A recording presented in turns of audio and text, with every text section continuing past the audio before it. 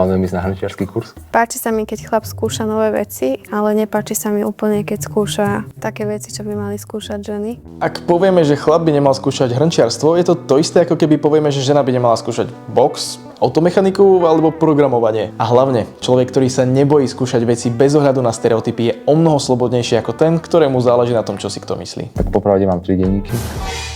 To s tými denníkmi bol extrém. Čo je zlé na tom, že si chce chlap zapisovať svoje myšlienky a pocity do denníku? Vždy je to lepšie nejakým spôsobom vyventilovať, ako jedného dňa vybuchnúť. Chlapci, chalani, muži, na vašich pocitoch záleží. Nie ste v tom sami. A ešte jedna vec. November je venovaný práve mužskému mentálnemu zdraviu. Možno to veľa ľudí nechce počuť, ale štatistiky neklamú. Priemerne si každú minútu jeden chlap vezme život.